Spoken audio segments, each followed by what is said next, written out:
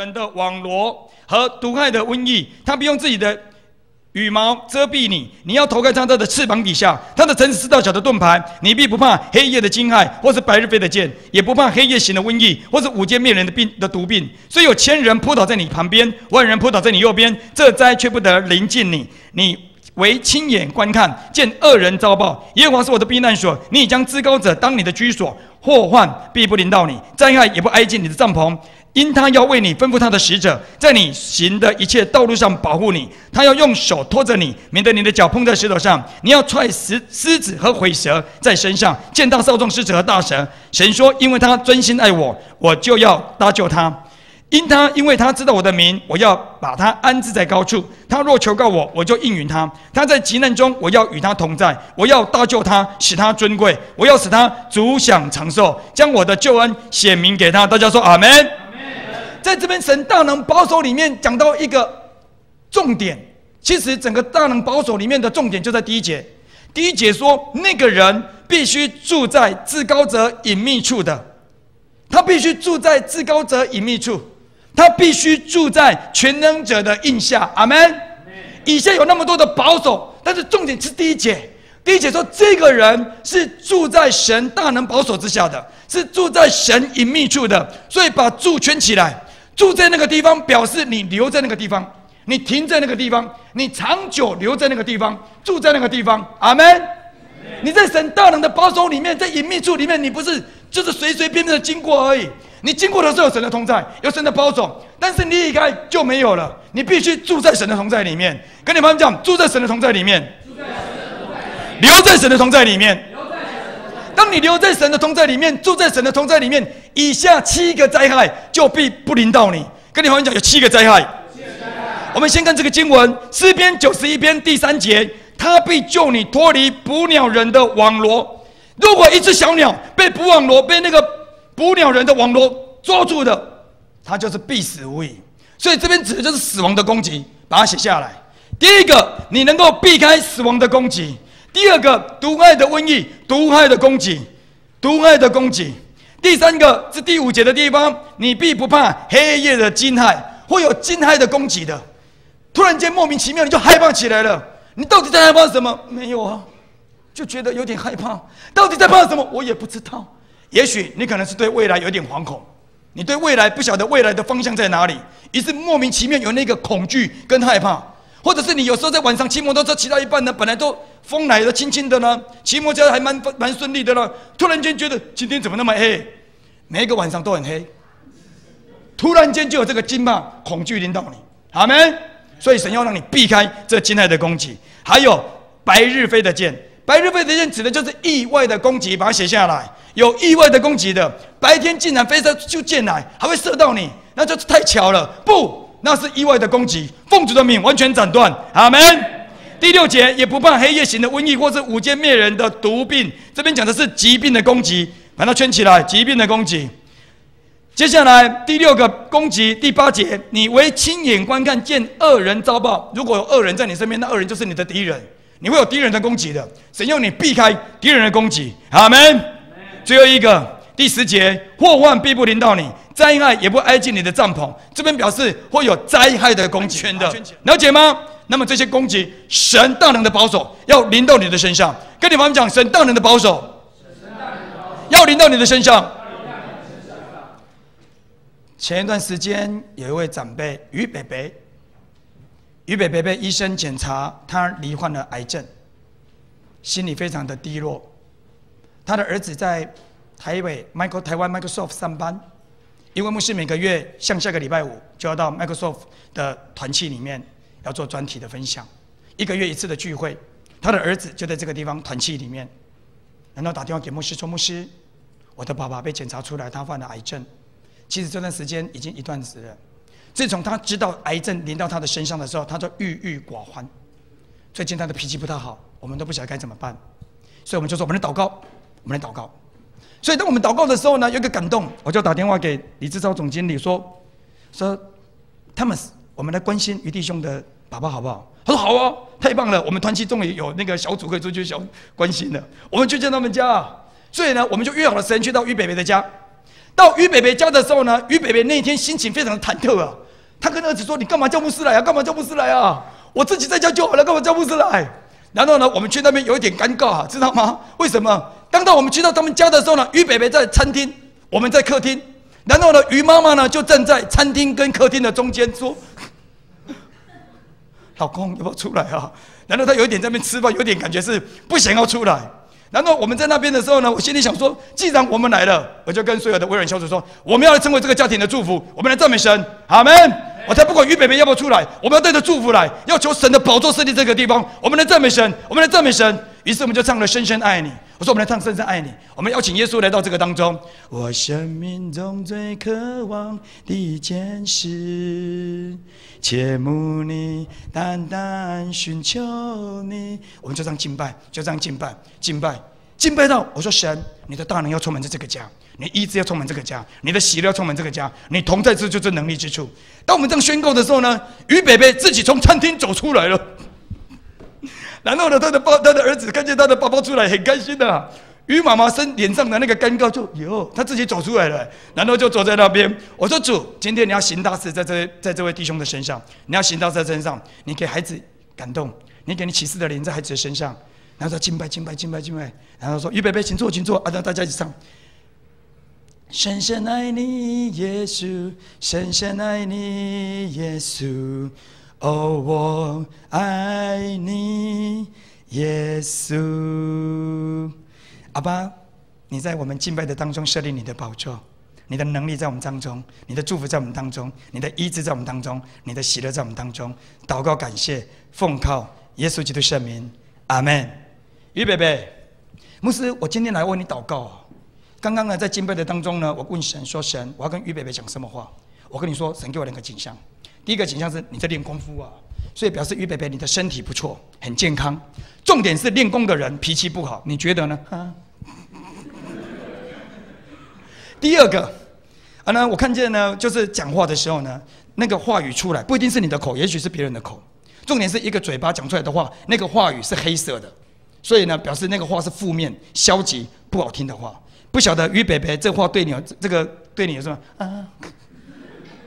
我说神说以后不要再脾气不好了，不要再讲负面的话了。所以神告诉我说，于北北，你知道吗？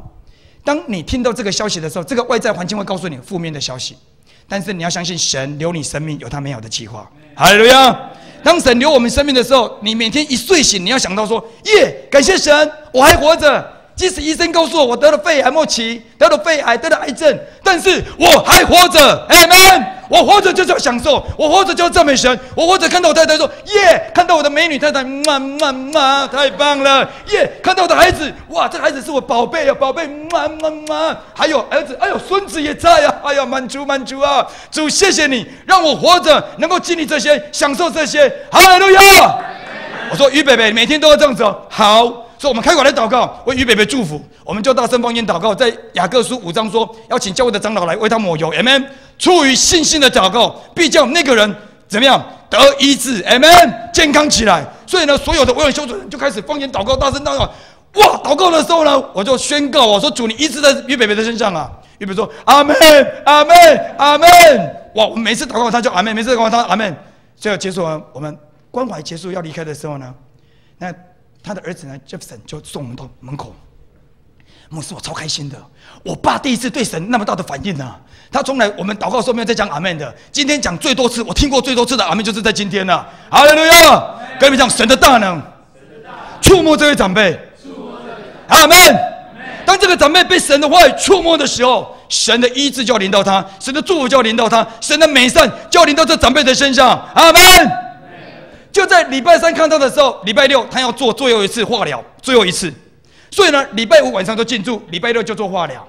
那么呢，礼拜天中午的时候，我知道他要去化疗，所以我们也为他祷告。礼拜天中午的时候，牧师早上聚会结束，我接到一通电话是Jefferson打来，我知道，因为爸爸去医院做最后一次化疗，所以呢，我也是很关心这个事情的。我就接电话说 Jefferson 还好吗？说牧师，现在情况很糟，我爸现在在加护病房，而且呢，医生跟他已经开了几次的危急通知，我们请牧师为我爸爸祷告，我们祷告。所以呢，就在电话中为他的爸爸祷告。守望结束之后 ，Jefferson， 我下午有一个门徒训练，结束之后我6点会去亚东医院去看你爸爸。所以结束之后我就告诉你爸爸，所以我们继续为你爸爸祷告。电话一挂断，我说主医治的大能。结果我在祷告的时候就看到主耶稣临到那个于北北，因为礼拜三才看到他，所以呢我就想象于北北在那个地方，主耶稣就出现了，在他的生命在对他吹气，就像圣灵一样，在对他吹生命的气息。阿们。结果呢，我看到主耶稣来为他吹气的时候，我心中的重担就卸下。我想说，今天一定有美事。跟你们讲，每个时刻都有美事。如果你能够数算神的恩典，每一个时刻都有美事。哈利路亚，阿们。所以呢，当我祷告到这个地方呢，我就传了简讯给说 Jefferson 说 Jefferson， 神的医治跟平安要临到你的家。阿们。那么呢，下午6点多，我到亚东医院的时候，我就打了 Jefferson 牧师来了，他就下到1楼来接牧师，我们就到他爸爸的那个病房去。在路上的时候 ，Jefferson 就跟我说：“牧师，好感谢神啊！待会你看到我爸爸，跟前天他入院的时候差别很多。他前天入院的时候的精神没有像现在那么好。更特别的是，就在我中午打电话给你的时候，我爸爸的情况危急到一个阶段，已经休克了。所以我们是休克了，然后呢，请医生再过来，然后我爸爸是从休克当中再得医治的。我说哇，死而复活的大人哎！跟你旁边讲，休克。”就是心脏停止跳动了，窒息叫做停止呼吸。所以你看，这位长辈严重到已经心脏停止跳动了，阿们。但是神医治大能临到他，而且到现在 ，Jefferson 的爸爸已经回到家，而且非常的健康。哈利路亚，活力十足，用掌声献给耶稣。阿们，阿们，阿们。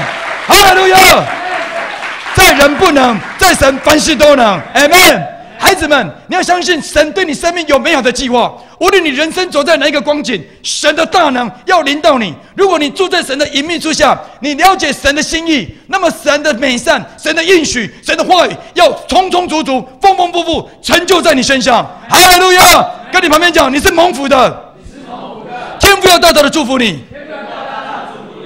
前一段时间，牧师回台南，遇到了一位总经理。这位总经理大概在4年前。是4年前的时候，牧师在南部培灵会的时候遇到这位弟兄。这位弟兄在之前，牧师跟你讲，这位弟兄他长得非常的帅，但是内心很受伤，因为这位弟兄小的时候他的爸爸过世，那时候他们全家还没有相信耶稣。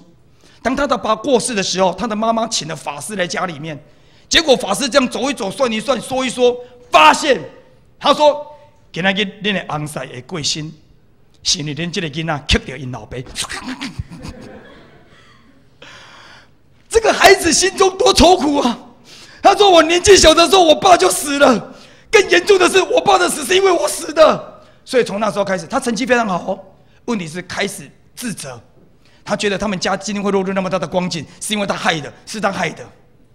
然后就在4年前，牧师一次培灵会的时候，我就把他叫过来，有祷告的时候，他就过来，牧师为他祷告。我说：孩子。”你好像活在黑暗的当中，但是神说不，你不是活在黑暗当中，神的光在你身上，你不是这个家庭的咒诅，你是家庭的祝福。神的光要借着你，神的祝福要借着你，祝福你的家，所以你不是咒诅，你是祝福。他说：牧师，你知道吗？4年前你为我祷告，我身上的那个压制，我身上的那个捆绑，我从小到大以为我爸死就是因为我的关系的那个捆绑，就瞬间脱开，好像挣脱的那个压制。哈利路亚！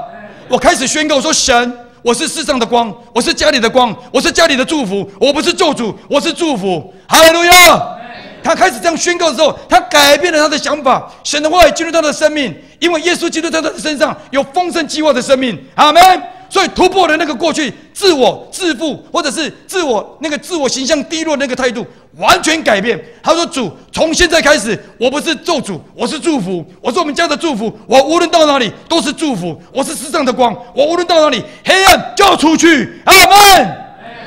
从那时候开始，他开始看见自己在神心中的形象，开始用神的眼光看自己，所以他就开始在职场里面不断的提升，不只是成为家庭的祝福，而且也成为公司的祝福。现在成为一位总经理。阿们！用掌声献给耶稣。哈利路亚！跟你旁边说，不要小看你自己，你是祝福的管道，你是家里的关键，你很重要，稳住。阿们！再次掌声献给耶稣。哈利路亚！哈利路亚！神大能的保守要临到你的身上，所以你要常常住在神的隐秘处里面，跟你们讲，要常常住在神的隐秘处。问题是哪里是神的隐秘处呢？在诗篇27篇第5节，神的隐秘处，我们要住在那个地方，那是我们生命非常重要的位置，那个位置非常的重要。约翰福音16章的33节告诉我们说，我们要在耶稣基督里面，在耶稣基督里面就有平安。我们要来到神的隐秘处，哪里是神的隐秘处？诗篇27篇第5节翻到了说阿们。大家一起念一遍，七。因为我遭遇患难，他必暗暗地保守我，在他亭子里把我藏在他帐幕的隐秘处，将我高举在磐石上。大家说神帐幕的隐秘处。这边帐幕指的就是神的会幕，就是神的圣殿，就是神同在之处。所以我们要常常留在神的殿中，神的同在里面，就是留在神的殿中。你如何让你的生命能够进入到神的殿中，而且隐秘处哦？跟你们讲，隐秘处就是很暗的地方。牧师，圣殿那么明亮，神的同在何等的荣耀，怎么在会幕当中会有隐秘处那么暗的地方呢？跟你们讲，至圣所就是最暗的地方。所以待会牧师要讲你如何进入至圣所。所以今天门徒训练要讲你如何让你自己留在神的隐秘处。那么你的内在态度等于外在生活，外在生活等于内在态度。所以牧师用7个你的外在生活来了解，让你开始锻炼你的内在生命。跟你们讲，用外在生活锻炼内在生命。你说牧师，人家是从内在生命锻炼外在生活啊，都一样。其实指的是你的外在生活就是你的内在生命，你的内在生命就是你的外在生活。哈利路亚！你如何来到神的隐秘处呢？第一个非常重要的有7个步骤，代表着7个内在生命，由外的生活反映出你的内在的态度。所以我们要从往耶和华的殿开始。如果你有带笔记的，请把笔记写出来，把笔记本拿出来，把笔准备好。第一个经文是诗篇122篇的第1节，要用欢乐的心、喜乐的心往耶和华的殿去。诗篇122篇的第1节，翻到了说阿们。诗篇122篇第1节说：“人对我说，我们往耶和华的殿去，我就欢喜。”跟你旁边讲，我们往耶和华的殿去，我就欢喜。问题是，往耶和华的殿去，我就欢喜，表示他去到神的殿了没有？跟你旁边讲，还没有。有可能在家里面，有可能在路上，有可能在 Starbucks 咖啡，有可能在麦当劳，有可能在任何的地方，在学校。现在突然有一种 friend。同学，我们要去神的殿了，要去教会了，耶耶耶耶！时间到了，要去神的殿了，超开心的，心中充满欢喜又快乐，阿们。所以你不是来到神的殿才欢喜，你是听见神的殿，我要去神的殿，我就开心，我就满足，我就喜乐，哈利路亚！跟你旁边讲，要往耶和华的殿去，就欢喜。所以第一个，你如何进到神的至圣所的第一个态度是，你要有欢喜的态度。你听见神的话说啊，又要去教会了，压力好大啊！又要参加小组了，哎呦主啊，我时间已经快挪不出来。跟你旁边讲，时间绝对挪得出来。你给神的永远不够多。哦，牧师，我已经很认真了，我礼拜3参加小组，礼拜6参加教会聚会，礼拜天也参加来。跟你们讲，你给神的时间还是不够多。牧师跟大家分享 CRPC 的我们的核心同工，包括我们的大部分的孩子们，礼拜1要练敬拜，礼拜2要练舞蹈，礼拜2到礼拜4的中间一定会参加小组，礼拜4晚上一定会参加祷告会，礼拜5一定会参加我们教会的聚会。所以现在我们的祷告室在金站已经客满了，所以我们预计要买2间，1间不够，一定要2间，要拓宽，要使更多人来祷告，来爱神，阿们。要，所以礼拜6像今天晚上他要配搭慧敏牧师。要在百灵教会聚会，阿们。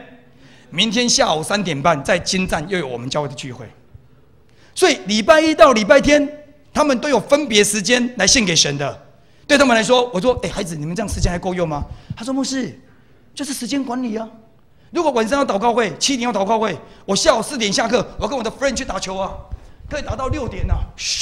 哦，6点到了 ，friend， 到了，我待会要去祷告会了，所以我先回去笑了，拜拜，拜拜，拜拜，阿们。呀，晚上祷告会到9点半结束，一回到他的寝室啊，还可以跟他的 friend 同学们讲话。同学，我回来了，从10点可以聊到12点哦。哈利路亚！人际关系没有被影响 ，Amen。读书的时间没有被影响，爱神的时间没有被影响，这就是时间观念 ，Amen。跟你们讲，时间规划好，要多给神，永远给神的都不够多。阿门！用掌声献给耶稣。所以，你如何留在神的隐秘处？你不是带这个不欢喜的。神希望你甘心乐意，神希望你欢喜来到神的同在里面。哈利路亚！所以第一个态度，你如何住在神的隐秘处的第一个态度，就是你要听到神的话语，你要有人跟你说要往耶和华的殿去，你就欢喜。阿门！跟你们讲，我很开心来到教会。跟你们说，我看得出来，耶，超开心的。阿门呀！这是第一个，是欢喜的心，你应该带着欢喜的心往耶和华的殿去。第二个，你应该做的是诗篇100篇的第4节，用称谢进入他的门。称谢的另外一个意思就是感谢，你要感谢的心进入他的门。哦，天父何等的荣幸，让我能够活着，让我在这个时刻能够来亲近你，来到你的院，来到你的门。阿们。所以孩子们，今天你能够神的殿不是偶然的，有神的美善，有神的祝福，有神的平安在你的身上。哈利路亚！我们教会有一个巴士司机啊，前一段时间跟我讲一件事情。他说：“牧师，最近呢有一次我开车的时候打盹了啊，公车司机怎么可以打盹呢？太累了，太累了。结果呢，我要停进去那个停车场的时候，就是停站那个停公车站牌停站的地方。他开进去的时候，他觉得他已经敏感到他那个切进去的角度太大了，一定会撞上安全岛。于是瞬间从心里面说：‘主啊！’跟你们讲，不能叫太大声。如果他是巴士司机，他说：‘主啊！’车上的乘客一定从四面八方的窗户跳出去啊！连驾驶都已经喊那么大声了，一定很危急啊，知道吗？所以不能喊出来。他说：‘我还在心里说，主啊！’感谢神没有撞到，还安稳的停下来。他跟我说：‘牧师，我跟你讲这个见证，我当时以我的技术，以我的了解，一定会撞到安全岛了。但是在我呼求主之后，竟然避开。’我说：‘孩子，为什么会避开？’为什么避开？因为神大能的保守，哈利路亚！就在你切得太进去的时候，要撞上安全岛之前，神派6个天使卡在那个地方，然后说：‘来了！’嘣嘣嘣嘣嘣嘣！所以不是撞上安全岛，是撞上天使的屁股。他们回去天父那边说：‘上帝，我们不要再做这种差事了。’他说：‘要做，他是我的孩子，你们要出去保护他的。’哈利路亚！跟你们讲，神大能的保守。在你的身上，阿们。也就是因为这样子，我们生命当中听过那么多的意外，听过那么多的攻击，听过那么多的难处，到今天我们才能够非常感谢的神，能够今天这个地方能够相聚在一起来敬拜神。哈利路亚！牧师相信，今天不晓得有多少人乐意今天晚上来到我们的教会，但他不能来，可能脚太痛了，痛到没办法来到我们的教会。可能他心里面已经来到我们教会了，但是现在是躺在床上说：‘哦，叮叮砰砰砰砰砰叮，生命气息。’然后旁边他的媳妇说：‘阿爸，我要去教会，我就要去教会，没使啦。医生讲你即马身躯遐侪讲，爱倒的，没使去。你等你好起来要去啊！’了解牧师的意思吗？跟你旁边讲，你今天坐在这边，有神的恩典，要感谢，阿们。所以，我们不只来到神的面前一个，我们要有欢喜快乐的心，要感谢神，让我们今天能够相聚在这边。哈利路亚！所以，你如何住在神的隐秘处？你如何住在神的隐秘处？第一个态度就是你要到神的殿中的，你就喜乐；而第二个，你能够来，你就开心，你就非常的感谢。哈利路亚！不要勉强啊，真的是非常感谢的。能够来真的是不容易，阿们。如果你真的好好数算，不晓得多少人想要来不能来，但是你就是那个荣幸能够来亲近神的人，能够来到神面前，能够得到神祝福的人，阿们。跟你们讲，你是蒙福的，天父要大大的祝福你。所以我们看见我们往神殿去的一个态度是欢喜的态度。难道来到神的殿门的时候，用称谢进入他的门？诗篇100篇的第4节说，用赞美进入他的院。跟你们讲，要有赞美的心。我常常跟我们的worship leader讲，你不能够只有在人前的侍奉，你应该常常带着赞美的心，任何的时刻都要赞美神，相信神的美善要成就在你身上。每天早上一睡醒的时候，你要赞美神，说神，今天你让我活着，绝对有美好的事要成就在我身上，我是蒙福的。哈利路亚！要门一打开，看到镜子的时候，看到自己说，哇，超帅的啊！也许刚睡醒的时候，鼻孔这边还有个鼻屎留在这个地方卡住啊。他说没有关系，剥掉就好了，哈哈哈哈！超帅的，超帅的！我今天无论到哪里，我都是蒙福的。我出也蒙福，入也蒙福；我出也平安，入也平安。阿门。要相信神让你活着，一定有美事要成就。哈利路亚！申命记第8章讲到神对我们的带领是要进入美地的带领，而且要叫我们终久享福。哈利路亚！罗马书第8章告诉我们，万事互相效力，要叫爱神的得益处。如果你爱神，你一定得益处。阿门。所以我们的孩子每次来问我说：“牧师，我今天这次考试考得不好，我今天很爱神的，我每个礼拜，我礼拜一到礼拜天都有服侍，每个礼拜都有。但是为什么？”我说：“孩子过来，看我，不要问神为什么。你只要爱神，神会让万事互相效力，叫爱神的得益处，这是对你绝对有益处，绝对有益处。阿门！不要因为成绩的高低来忽视了神对你的恩惠，有更美好的事要成就在你身上。”前段时间我到台南太平新教有一个长老跟我分享神在他上面身上的祝福。他前一段时间他必须去到越南增加一个公司一个厂房，所以他就在神面前祷告说：“主啊，我们在越南要扩厂，但是我不晓得谁是适合的人选。主啊，你把那个人选给我，那个人选给我，因为在越南的那个厂很重要。如果那个地方成功，那么整个事业就能够扩张。所以他要寻求一个可以胜任工厂当厂长的人。结果祷告的时候呢，神就给他一个过去的同学。祷告的时候就给一个同学，他说不可能，他现在人在台北很卓越，公司很好，不可能接受我的邀请去到越南的。”他说：“神啊，但是神就是感动他，就是那个同学，但是他没有讲，他一直没有讲，他心里觉得他的同学不可能受他的邀请去到越南去上班。万事互相效力，叫爱神的得益处。他这个好朋友，在有一天的早上，他的公司把他叫到总经理的办公室，跟他说：‘对不起，因为公司的关系，公司整个营运的关系，我们必须裁员。你是我们的成员名单其中一个。’为什么？为什么？那我想这个代志嘞！我在公司里面那么认真，那么殷勤，那么卓越，为公司赚了那么多钱，为什么我是被裁员的那一个？为什么不是他？不是他？不是他？就是我呢？问为什么都没有用，他就是被裁员了。他那天离开办公室，把他的行李离开掉的时候，心情低到谷底。他问神说：‘神，为什么我那么认真殷勤，我还被裁员？’就在那天晚上，他这个台南的好朋友打电话给他，说 ：‘Friend， 你最近好吗？’他说：‘聊，一开始聊到后面说最近公司怎么样？因为这个事情不好讲，了解吗？我不可能大肆宣扬说我被 fire。’不，讲到最后的时候，他说：‘我跟你讲一件事，我今天早上刚被裁员。’南部这位好朋友说：‘耶，太好了，你被裁员真的真好啊！我跟你说，我最近我们公司要在越南一个扩厂，我需要一个厂长。我在祷告的时候，神说就是你啊 ，Fred， 你来啊，来我帮助我了，就到越南去了。说疗愈之子什么时候见？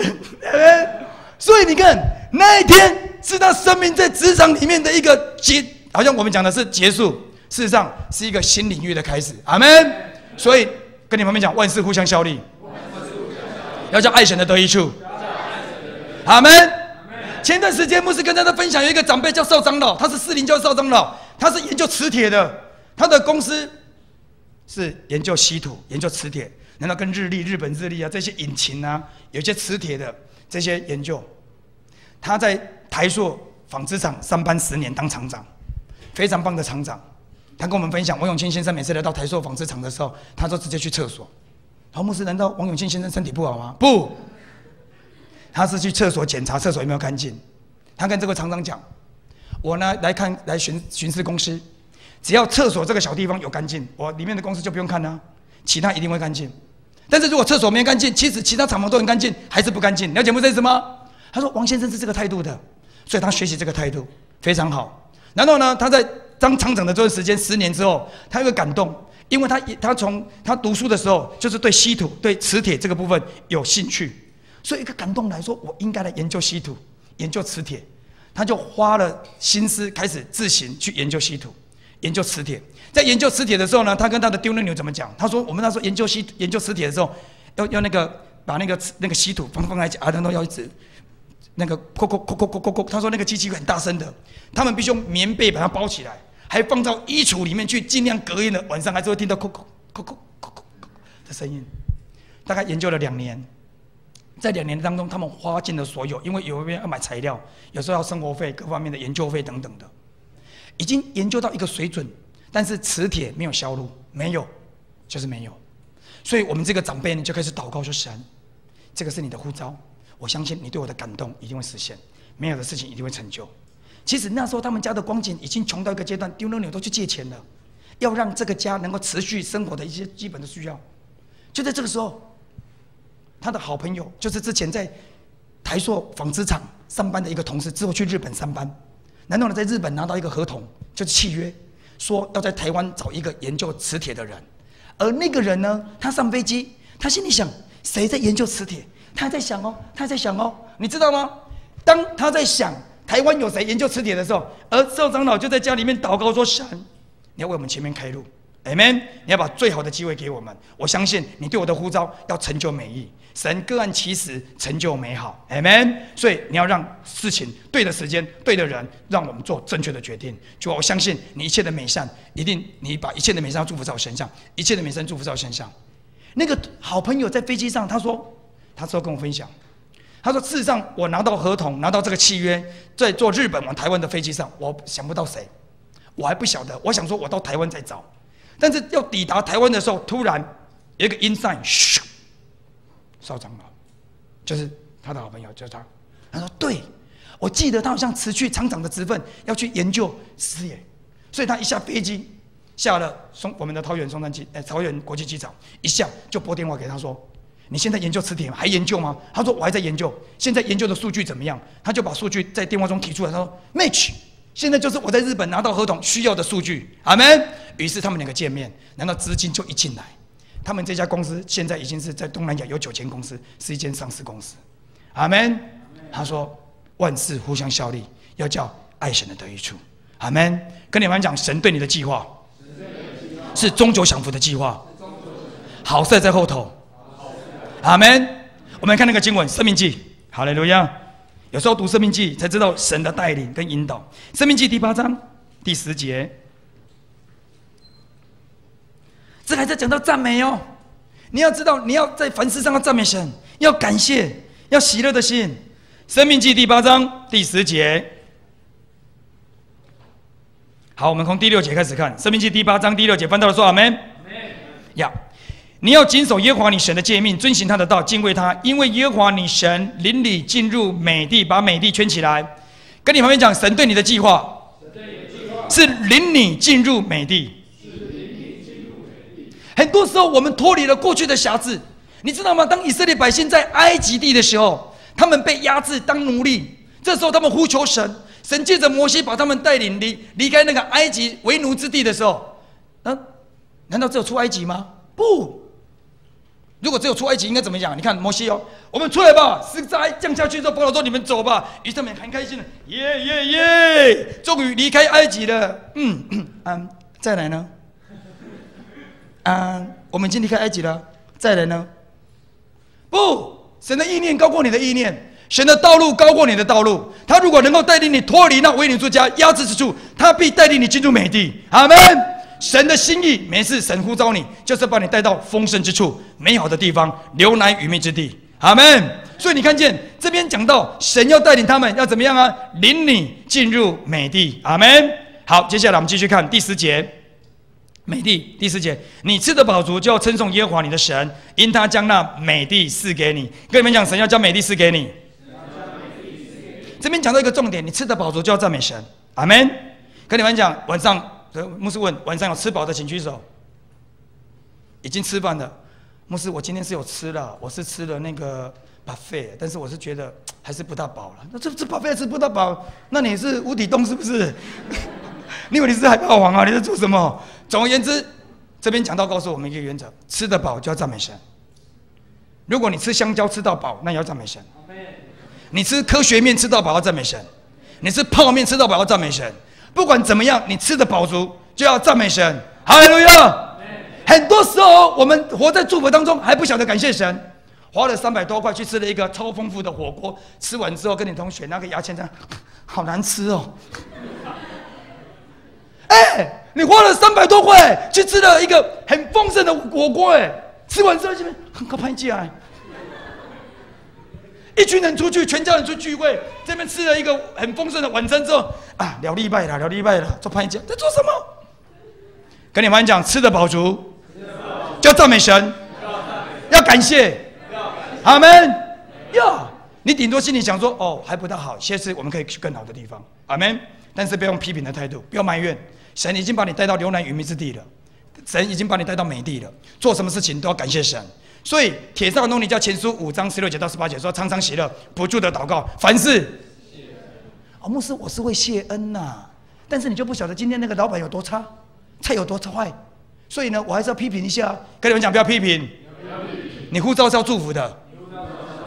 你说牧师有这个经文吗？有，看彼得前书，翻过来，这边压着，牧师再看一下。要做门徒训练啊，所以很多经文要看。阿们，乐不乐意啊？用掌声献给耶稣哦！哈利路亚！有，看彼得前书3章。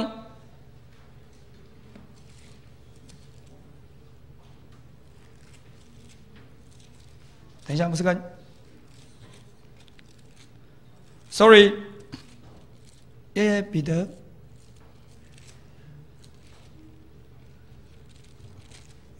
3章对，3章9节，翻到说阿们。大家请念一遍，请不以恶报恶，以辱骂还辱骂，倒要祝福，因你们是为此蒙召。跟你们讲，你被呼召，要成为祝福，不要以恶报恶，不要以辱骂还辱骂。阿们。我们以此被呼召的，我们叫做祝福，感谢神。今天我能够来这个地方消费，虽然老板的手艺不大好，但是我就是祝福的管道。阿们。借着我们来这边享用餐点，他能够蒙福，所以无论到哪里都是蒙福的。哈利路亚！不管老板煮的好不好吃，他就蒙福就对，反正遇见我就当蒙福了。阿们。哈利路亚！跟你们讲，遇见你真好，遇见你我就蒙福了。哈利路亚！用掌声献给耶稣。阿们。好，再回来，我们来看《申命记》。《申命记》第8章这边讲到第10节，你吃得饱足，就要称颂耶和华你的神，因为他将那美地赐给你。你要谨慎，免得忘记耶和华你的神，不遵守他的诫命律例、典章律例，就是我今日所吩咐你的。恐怕第12节很重要，恐怕你吃得饱足，把饱足圈起来，建造美好的房屋居住，把美好圈起来。你看，神要这样祝福你耶。神要你吃得饱足，要让你建造美好的房屋。你的牛羊加多，把加多圈起来；你的金银增添，把金银增添圈起来；你所有的全部都加增。跟你们讲，神要这样子祝福你，神就是要这样祝福你。但是这边讲到一句话是说，恐怕你神那么祝福你的时候，你却忘记耶和华你的神。第14节，你就心高气傲。跟你们讲，不要心高气傲，不要忘记耶和华你的神。牧师要对我们所有的年轻人说，要常常喜乐感恩。前段时间呢，牧师在士林教会做门训，每个孩子他都建国中学，他的爸爸开了一家非常大的企业。然后我跟孩子讲说：“嘿，孩子，见证，感谢神，感谢神，每个人都要训练做见证，要做见证的训练。”他说：“牧师，我没有见证呢。”说：“怎么会没有见证？你今天读建国，我建国是我自己努力来的。”我很认真啊！我从小到大，我爸都逼我读书，我现在才考上建国啊！我说孩子，你过来，你知道有多少父母亲逼他孩子读书，没有考上建国的？你知道有多少人那么认真，像你一样都没有考上建国的？你今天考上建国，你就以为你不能感恩吗？要感恩！还有，我知道你爸爸在创业的时候多难，他可能没有跟你讲，但是我跟你讲，爸爸在创业的时候，其实遇到神非常多的恩典。才能够那么丰裕的来供应你，让你读书的时候没有后顾之忧。你要感谢神，知道吗？好，阿们。很多时候我们会讲说：“哦，牧师，我今天会在高位，是因为我努力、我殷勤、我认真得来的。”对，我相信你曾经努力过，你殷勤过，你努力过。但是有多少人知道，他殷勤，他努力，他认真，还是没有像你如今得到神的祝福，如今在高位。阿们。所以你无论处在任何的位置里面，你要感谢神。你说牧师，我现在在职场里面，我是在我们公司里面一个微不足道的一个小职员，感谢神。阿们。你在小市场中心，神要把更大的事交给你。阿们。万事起头难，但是这个位置是神给你的。有多少人像你一样努力，已经抛了好几百份的履历表，还是没办法进到你们的公司当小职员？但是你已经当小职员，就感谢神，哈利路亚！用掌声献给耶稣，阿门！感谢，感谢，感谢，感谢带着大能的，阿门！你说牧师，我已经让我的儿子已经烦到了，很烦了，很烦了。我心里想说，主啊，为什么给我这个儿子呢？感谢神给你这个儿子。诗篇127篇说：“儿女是耶和华的赏赐，所怀的胎是蒙了耶和华的祝福。”阿门。这是神给你的产业，你要赞美神，赞美神。这这 baby， 哎呦，是我的 baby， 是我的 baby。邻居就说：“你敢盖差呢？该挂个没困。”感谢神，孩子体力非常好，精神非常盎然。哈利路亚！用正面的想法来祝福你的孩子，因为神已经说了：“我赐给你儿女，是我赐给你的产业。”你所怀的胎是蒙了耶和华的赏赐，是产业，是赏赐。神所给你的，你就要赞美神。阿门。大家说万事互相效力，爱神的得益处。阿门。呀，继续来看喽。第15节、第14节，你就心高气傲，忘记耶和华你的神，就是将你从埃及地为奴之家领出来的，引你经过那大而可怕的旷野，把引你经过圈起来。神不会让你留在旷野里面，但是会引你经过。你经过旷野的时候，不要那边抱怨，不要唉声叹气，像以色列百姓一样，不晓得未来。不，神给你的未来是要叫你进入美地。阿们。所以有经过旷野的这个阶段，神说我要引你经过，所以神会保守你，会带领你，会遮盖你的，会保护你的。阿们。但是你千万不要让自己留在旷野里面，要往前迈进，要往前迈进，要往前迈进。哈利路亚！跟你朋友讲，神要引你经过旷野，不要留在旷野，不要住在旷野。要经过旷野，阿门。所以你会来到一个阶段是旷野的阶段，但是继续向前走，继续依靠神向前走，向前走，向前走。好赛在后头，没有事情要成就在你身上，阿门。所以后面再怎么说呢？我们来看呢，引你经过那大而可怕的旷野，那里有火蛇、蝎子、干旱无水之地。他曾为你使水从坚硬的磐石中流出来，又在旷野将你列祖所不认识的玛纳赐给你吃，是要苦练你、试验你，叫你终究享福。把终究享福圈起来。跟你们讲，神要你终究享福，那是你的命定，会终究享福，要坚持到底。阿门。很多时候我们没办法终究享福的原因，是因为我们忍耐没有到底。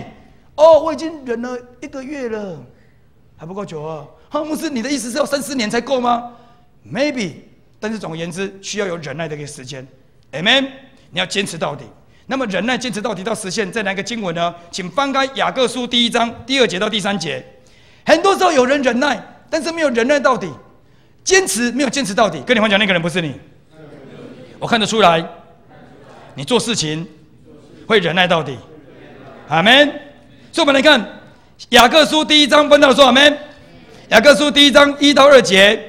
我的弟兄们，你们若在百般试炼中，都要以为大喜乐。大家说，我很喜乐。即使遇到试炼，我还是喜乐。阿们。第3节，因为知道你们的信心经过试验，就生忍耐，但忍耐也当成功。跟你们讲，忍耐要成功，使我们成全完备，毫无缺欠。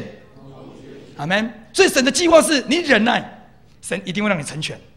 你忍耐一定会成功，忍耐一定会成功。所以很多人牧师跟你讲，在我们的生命的旅程里面，神救我们脱离那个埃及的辖制之后，有一段时间是上旷野的旅程。如果你看加底斯巴尼亚，在生命记第1章第2章里面讲到说，当他们离开加底斯巴尼亚的时候，来到了约旦河畔，总共经过了38年，而神让他们在整个旷野有经过40年的时间。所以我把一个属灵更新的时间表就定为2年。当他们出埃及的时候，他们有1年多的时间来到了加底斯巴尼亚，心里想说，神已经要带领他们进入流奶与蜜之地了。于是吩咐摩西差派12个探子，带领他们能够进入那个去窥探那迦南地。结果40天回来的时候，他们 argue 抱怨说，我们力不能和，我们不能打败那个地方，我们不能得着那个地方，只有迦勒跟约书亚。所以当迦勒跟约书亚在神面前说，神，我们可以得着那地的，结果因为那10个人引起了那个负面的笑、不幸的笑，使他们就没办法进入那流奶与蜜之地。现在是这样子，表示在1年多的时间里面，他们已经来到了流奶与蜜之地的旁边了。他们只要那时候凭着信心就可以进入，而且能够得着。阿们。大概这个旅程大概2年。所以牧师要说的是，你如果已经在神面前对你的家庭的光景做了一个宣告，说神，我的家要成为祝福的家，我跟我的先生的关系要恢复，我跟我儿女的关系要恢复。某个时候你要有神属灵的时间表。阿们。那你该怎么办？你说牧师，已经过了半年了还没有改变，你还是要坚持住。听牧师讲，当你在密室里面祷告，说主，我奉你的名宣告，我的孩子是蒙福的。你赐给我这个孩子是最棒的，他无论在生命的每个领域都是最好的。所以说，你来高摩我的孩子，祝福我的孩子，祝福我的孩子，调整我的心，与我的孩子的心中的心更加的紧密，更加的紧密。主，我谢谢你，我赞美你，给我智慧，给我聪明，给我知识，好叫我能够得着我们的孩子的心，把他从电玩的影响当中，坏朋友的引诱当中，再次拉回来。主，给孩子智慧，给我智慧，让我能够恢复这个家庭的关系。主，谢谢你，赞美你，我相信这孩子是你赐给我的祝福。我要让我们这家在你的同在里面。有平安，有喜乐，有满足，有甜蜜，有亲密。主，谢谢你，赞美你，祷告，奉靠耶稣基督圣名，阿门。一醒来看到你孩子，你现在冲啥？你到底有没有改变？还没改变啊？意思是你的密室的祷告跟你的外在生活不一样。你应该在里面的祷告跟醒来的时候开始预表说，我要成我孩子的祝福，阿门。我的讲话，我的应对进退，都使我的孩子跟我的关系越来越紧密，越来越紧密，越来越紧密。阿们，投其所好嘛。如果他喜欢看电影，陪他去看电影嘛。最近有什么好看的电影呢？孩子，终点站吗？是终点站吗？终点站啊，是讲时间的那个终点站啊，呀，还是什么？孩子要不要去看啊？不然就这样 ，friend， 孩子，你有没有 friend 要去看电影的？爸给你2000块啊，知道吗？去看电影，耶，老爸，最知道我的人就是我老爸，我老爸深得我心，耶，爸走了，走人了就走了。OK 啊，你再恢复那个关系。前段时间呢，牧师呢才遇到一个长辈，大概1年多以来，他们做了一个调整。他的儿子呢，有一段时间他们在台北2个家，就上下楼。然后呢，他把2个人儿子就放在楼上，他们夫妻2个人在楼下。然后我去他们家关心的时候，他说：“牧师，我们的孩子已经1个月没有跟我们吃饭了，不是1个月，好久了，顶多1个月吃1次饭。”要见到我们孩子的面很难呐，我就说该怎么办呢？该怎么见到孩子呢？开始给他们策略，问问孩子的需要，关心他们，乐意成为他们的帮助。这孩子是神给我们的永远的祝福，阿门呀！之后到现在，你看现在每个礼拜3都跟爸爸妈妈一起吃饭的，哈利路亚呀！所以某个时候要付出一个关心。这个小时候你看爸爸妈妈爱那个女儿，你看这样黏在身边呢，呵护到长大，突然间1个月竟然没办法一起吃饭，太可惜了。阿们。不管他好不好，我们都要陪他吃饭。阿们。这个家，所以牧师说的是，你如何使你的生命跟你的祷告，跟你的外在的应对进退一致。那个密室的祷告要跟外在生活要一致。阿们。不然会大打折扣的，因为你的话语有能力。阿们呀。好，总而言之，神给你的命定是终究享福的命定，所以你要知道，在神里面要常常感谢。阿们呀！所以怎么样呢？用欢喜的心往耶和华的殿去，用称谢进入他的门，用赞美进入他的院。接下来，当我们来到了圣殿的时候，我们已经进入了神的门，还有来到了神的院的时候呢，在院里面有祭坛。大家说院里面有祭坛，所以我们来到祭坛已经像不像过去在利未记那边，你到神面前要献祭，所以呢，你每次要来到我们教会的时候，就带一头牛来，就带一头羊来，或者是抓2个斑鸠。要献祭了，我要献祭了。跟你们讲，现在不用这么做。现在重点是你到神面前献上活祭。所以罗马书12章第1节到第2节说：“孩子们，你们要献上活祭。”阿们。要什么叫做活祭？要圣洁，要查验何为神善良、纯全、可喜悦的旨意。不要效法这个世界，要查验何为神善良、纯全、可喜悦的旨意。那个就是献上那个活祭的态度。阿们。每次都想。如果外在有这个世界的价值观在影响你的时候，你要回到神的面前说：“神，你对我的心意是怎么样？”神的心意是你要常常亲近他，阿们。不要受这个世界的引诱。前段时间呢，我们教会有一个姐妹被引诱了，她的男朋友从香港回来啊，一回来就要找她上床啊。对，她说不，我在组里面了，在婚前我没有婚前性行为，旧事已过都变成新的。他说过去我们都这样，不，我现在已经认识耶稣了，主要我有圣洁的生命。阿门。你说牧师，但是那个姐妹过去还是那样，对，她有那个不堪的过去，或者是她不懂事的过去，但在主里面成为新造的人，旧事已过都变成新的了。阿门。他说牧师，我的男朋友跟我讲，如果我不跟他上床，他就跟我分手，分手就分手啊，如果他不尊重你，未来也不会尊重你。他现在如果能够尊敬，就能够珍惜这个情感。阿门。末后你们婚后绝对会非常的甜蜜。哈利路亚！你千万不要拿这个那个婚前的5、6年来换取你婚后的50几年，因为在整个婚姻的调查，下次牧师会讲婚姻，你知道吗？一个人结婚，女生平均结婚是28岁，男生大概是31岁，而在台湾的女子寿命大概是81岁，也就是说，你跟一个男生结婚之后，你要跟他共处50几年，对，从28岁活到81岁啊，53年啊。所以你说牧师，我已经跟他交往2个月了，好久了。那更久，我跟他交往2年了。你要拿2年来换你51年吗？不要敏锐，要嫁给对的人。一个女生之所以没办法发挥神对她生命的呼召，是因为遇人不淑。了解这意思吗？你嫁错了郎，你的呼召会被淹没的，因为他是你的权柄，他是家里的头，你要顺服他。他如果遮盖你，不是遮盖你，他遮盖你就 OK， 他不遮盖你，还压制你，那你就没办法发挥你的呼召了。你遇人不淑就惨了。了解这意思吗？所以我就跟这个姐妹讲说，牧师，我要爱神，我要走神，就做正确的决定。哈利路亚！这个就是献上活祭，阿门！用掌声献给耶稣，阿门，阿门，阿门。所以你来到祭坛之后，你会进入到圣所。大家说来到圣所，来到圣所的时候，你要有个渴慕的心。跟你们讲，要渴慕的心，因为在圣所里面有一个金灯台，金灯台上面又有油放在金灯上面会点灯。所以圣所里面会有光的原因，那个灯代表的灯就是光，因为神的话是我脚前的灯，是我路上的光。所以在圣所里面，那个金灯台代表是神的光，神的话语。阿们。另外一个这边放的是陈设桌，上面有陈设饼，陈设饼代表的是生命的粮，是神的灵粮。在约翰福音第6章里面讲，耶稣说：“我就是生命的粮”，指的就是耶稣，指的就是神的话语。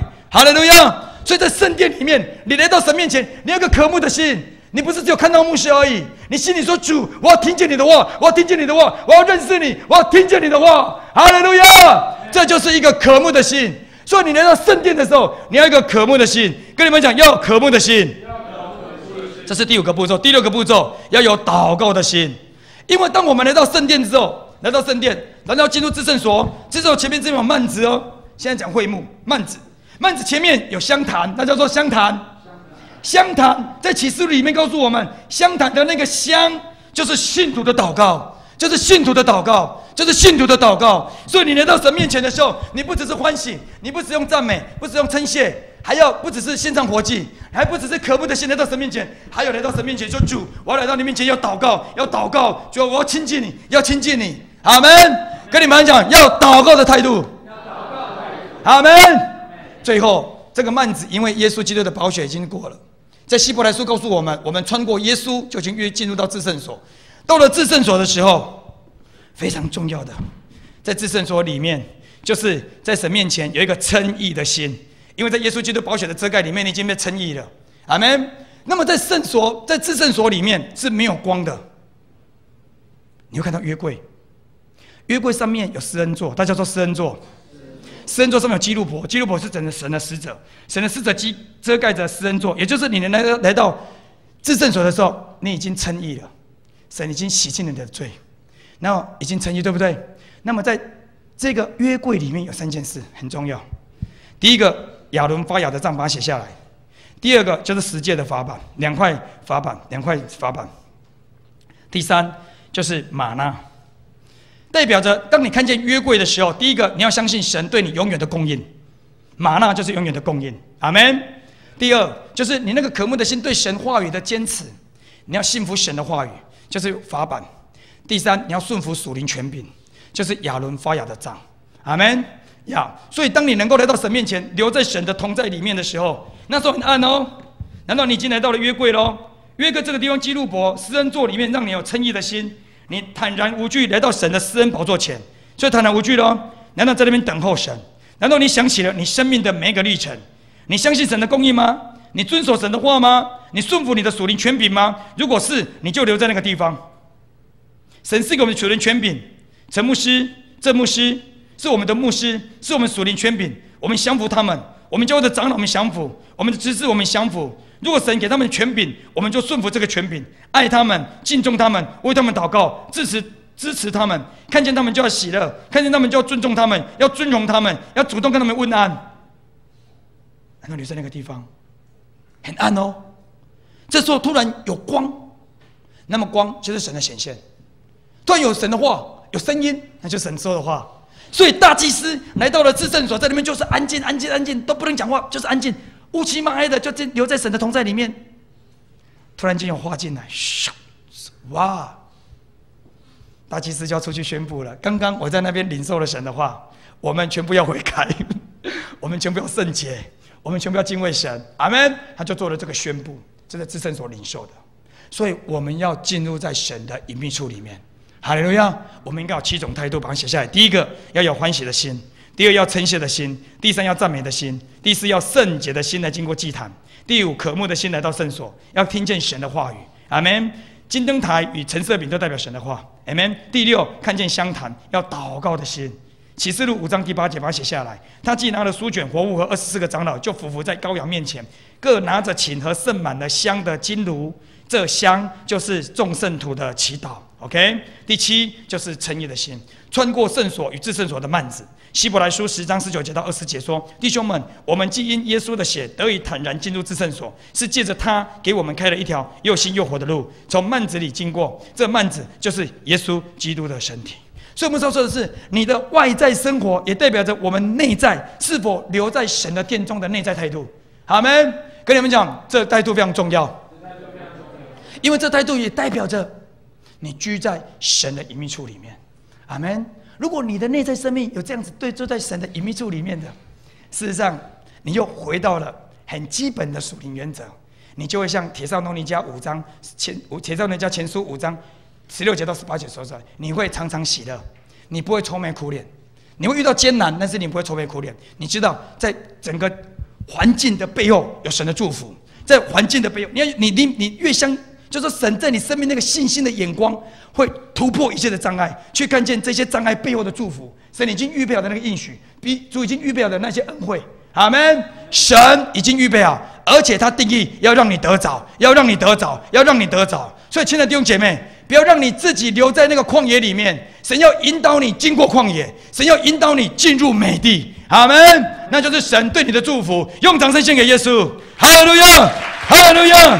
哈利路亚！当牧师来到神面前，有这样这个隐秘处的态度的时候，神的祝福真的是如影随形。牧师的爸爸在我16岁的时候就过世了，我们家那时候的光景是一无所有，我妈妈还担心无法养育我们3个孩子长大。但是如今，神的大能超出所求所想，给牧师的恩惠超出所求。前段时间，我的岳母又赠送了我一栋房子，牧师现在在高雄有一栋房子了，你上网看星光三月啊，不是星光三月啦，离星光三月很近，叫做星光现象，是在高铁。他说我现在往返南北，我的岳母很疼我，他说孩子，我为你备房子，未来你在高雄服侍的时候，就在高雄可以进驻。我能做什么？不，神的恩典。阿们！跟你们讲，好事还在后头，没有事情要成就。今年年初，我跟神祷告说：神，我要募款2000万，难道我们要在金站买下我们的教会？一开始大家都说很难啊，不可能啊。跟大家报告好消息啊，现在已经募到1200万了。哈利路亚！用掌声献给耶稣啊！希望在明年复活节的时候，能够给大家一个帖子，让你们知道我们在那边会那个教会会完成。我们年底就会把它买下来。我们预备至少买2间，至少。我跟神说，如果可以买3间就买3间啊，可以买4间就买4间啊，可以买5间就买5间啊。但是至少买2间在金镇上面。阿们！建立祷告中心跟宣教中心。教会，我们的教会是祷告的殿。阿们！每个来到神面前的人，要有一个渴慕的心，要祷告，要祷告，要相信神美善的祝福，要超出所求所想，成就在每个人身上。阿们！前段时间，在马偕护理中科学校的查经班，在3年前牧师去查经的时候，受到汤玉芳牧师的允准，我去带马偕护理专科学校的查经班。结果在查经的时候，他说你来呀，反正查经很好啊，是萧牧师的事工啊，可以祝福萧牧师啊。我说好，我就去联络同学啊。有时候一个，有时候2个，有时候没有来也没有跟我讲，所以去的时候我一个人在那边。那么呢，牧师想说，我既然要查经，我就把今天我所准备的把它讲出来。所以我讲说，在箴言第1章讲到了5个重点，第1个重点讲到这个，第2个重点讲到这个，第3个重点讲到这个，第4个重点讲到这个。唐永牧师以为有学生在帮我上查经班呢，结果就把门打开，嗨，没半个人。他说：“瑞贤哥，同学没有人啊。”我说：“有，只有我是人。难道还有3位一体的上帝与我同在？”所以有时候查经班没有半个人呢，有时候来2个，有时候没有半个。但是由于你会觉得在无可指望的时候，觉得这个查经班好像带不起来了，坚持下去，坚持下去，坚持下去。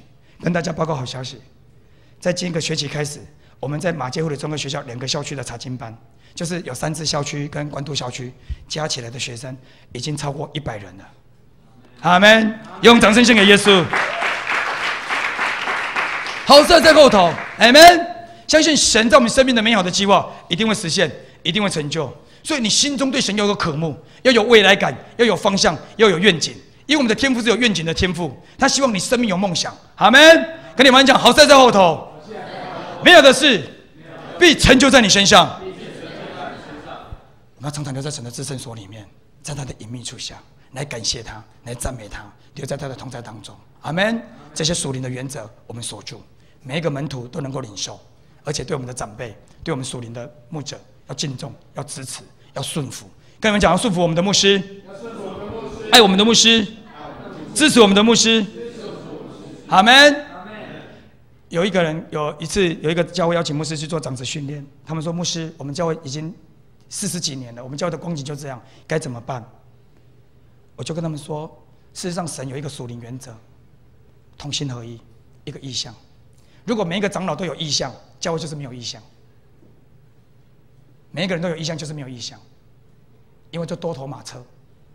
圣经的原则，当保罗带领的团队去宣教的时候，他就是 leader。所以你会听见保罗要求往亚细亚去，圣灵阻止他。为什么路加可以写出来？因为保罗跟所有的团队说：“我们往亚细亚去吧！”耶耶耶！神给我的感动，要去亚细亚，亚细亚，对，我们去。所以大家说：“耶！”我们的领袖怎么讲就怎么做了，所以我们要亚细亚去，往亚细亚去。结果圣灵禁止他，所以他就说 ：“Sorry， 不是亚细亚，是美西亚。”所以他们要往美西亚去了，耶！我们要往美西亚去了，了解吗？结果耶稣的灵又阻止他，所以说 ：“Sorry， 我们要往马其顿去，耶！我们要往马其顿去了。”谁领受的？跟你们讲，保罗领受的。而下面希拉就批评了吗？路加就批评了吗？不，属灵领袖怎么领受，我们就怎么顺服。阿们。所以他就说，我们本来要去美西亚的，结果呢，神的灵就禁止我们。之后我们又要去亚细亚，只有了耶稣的灵又禁止我们。之后保罗梦见了马其顿的呼召，就跟我们说我们要去马其顿，于是我们就到马其顿去了。哈利路亚。跟你们讲，领袖怎么说，我们就怎么跟随，教会一定兴旺。阿们，一定会倍增。用掌声献给耶稣。哈利路亚。今年年底，我们城市复兴长教会在年底，我们在12月16号会有12个学生会受洗，12个。然后呢，在下个礼拜还有一次的呼召 ，maybe 会突破20人。我们说要把这个果子要献给神。阿们。整个教会在扩张，但是将一切的荣耀归给主。那我们在我们教会里面要顺服我们牧师的引导。我知道柏志牧师好像在明年会有一个新的事工，对不对呀？是加光教会。那么呢，我希望呢，在座如果是柏志牧师的配搭同工，不管你是长老是执事，要全力以赴，要支持柏志牧师。我相信神在柏志牧师身上的末后的荣耀胜过先前的荣耀，而在我们迦南教会的末后的荣耀也胜过先前的荣耀。阿们。跟你们讲，好事在后头，美好事要成就在我们当中。用掌声献给耶稣。哈利路亚，哈利路亚！我们一起来祷告，我们一起来祷告。亲爱的天父，我们谢谢你，我们赞美你，你吸引我们，让我们紧紧的住在你的隐秘处里面，让我们用欢喜快乐的心来到你的面前，让我们用感谢的心来到你的面前，让我们用赞美的心来到你的面前，让我们用圣洁的心来到你面前，让我们祷告的心来到你面前。阿爸，我们爱你，我们爱你，让我们用渴慕的心，将我们的全人都献上。阿爸，你教导我们要尽心尽意尽力爱主我们的神，让我们更多更多的摆上，更多更多的爱你，更多更多的亲近你。如同大卫说，我一切的好处不出耶和华以外。阿爸，我们一生的祝福若没有你，我们就没办法走到现今的阶段。而且我们相信你对我们未来的愿景、未来的带领，将超出我们所求所想。阿爸，让我们常常留在你的同在里面，相信你对我们的计划是终究享福的计划，是得益处的计划，是丰盛的计划，是美好的计划。阿爸，我们爱你，我们赞美你，谢谢你赐下耶稣基督成为我们的救赎，好叫我们得以称义，罪得以完全涂抹，好叫我们在耶稣基督里面成为新造的人，旧事已过，都变成新的了。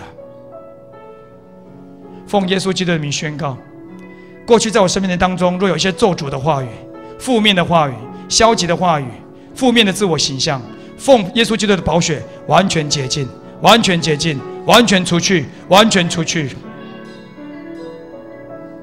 奉耶稣基督的名宣告，在我生命的任何的疾病、任何的软弱，奉耶稣基督的宝血完全洗净，完全洁净。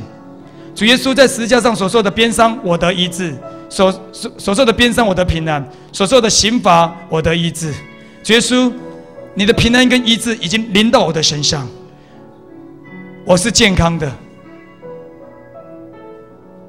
我们当中有些人，因着过去所做的错事，还在悔恨的当中，在撒旦魔鬼的控告里面，撒旦魔鬼一天到晚在你的耳边控告你过去犯了哪些错，过去犯了哪些错。